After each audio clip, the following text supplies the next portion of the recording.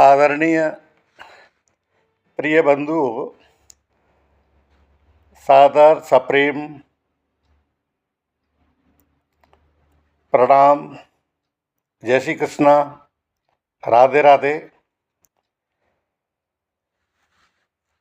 कल के गीता विवेचन में जैसा कि आपको याद आ रहा होगा,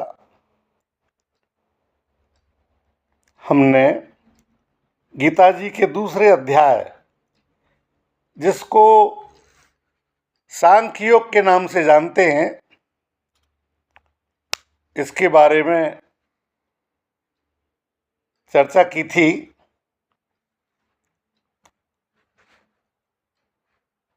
सांख्य योग में अर्जुन ने अपने मानसिक अवसाद और भ्रम की स्थिति के बारे में जब भगवान श्री कृष्ण को बताया, तो भगवान का मार्गदर्शन प्राप्त करने के लिए वो भगवान के शरणागत हो गए। इसी प्रकार से अन्य बिंदुओं पर चर्चा हुई थी। आज हम अध्याय 3 के मुख्य बिंदुओं को लेते हैं और जैसा कि चर्चा हुई थी शुरू में कि तीसरा अध्याय कर्म योग के बारे में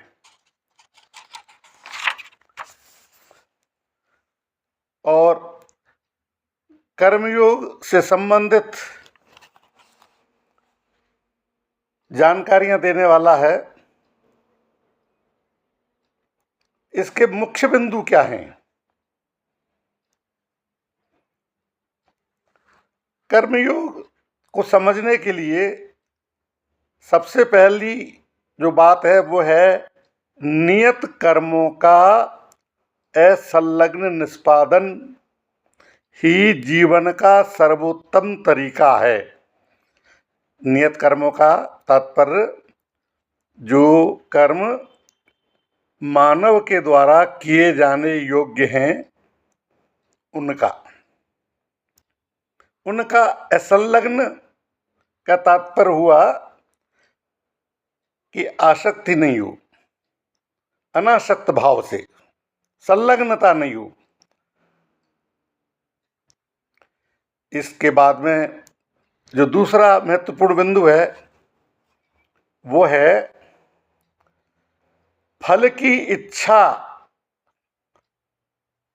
के बिना ही किया हुआ कर्म होना चाहिए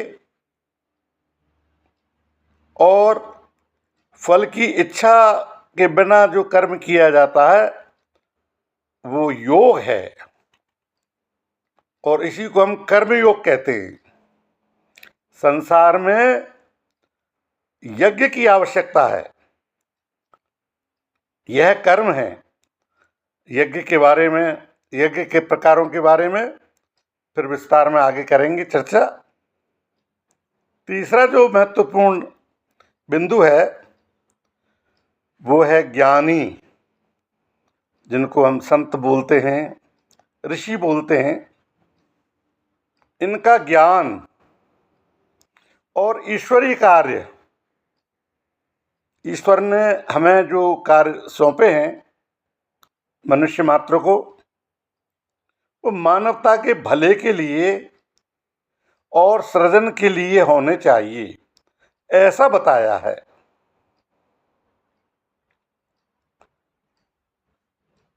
इसके बाद कर्मयोग का जो तीसरा महत्वपूर्ण बिंदु है, चौथा, कि बुद्धिमान और अज्ञानी, इसमें भेद करते हुए मनुष्यों को आसक्ति और विकर्षण से, आसक्ति अट्रैक्शन, विकर्षण रिपल्सन, इससे मुक्त रहने को समझाना, ये कर्मयोग का तीसरा महत्वपूर्ण बिंदु है। चौथा, पांचवा जो बिंदु है उसमें काम और क्रोध का वर्णन किया है, तीसरे अध्याय में कर्मयोग में। और काम और क्रोध का वर्णन करते हुए उन पर विजय प्राप्त की जाए, इस बात की हिदायत दी है भगवान श्री कृष्ण ने। जब काम और क्रोध पर विजय प्राप्त कर ली जाती है और फिर नियत कर्म किए जाते हैं असंलग्न होकर के, अनासक्त होकर के, तो यही कर्म योग होता है।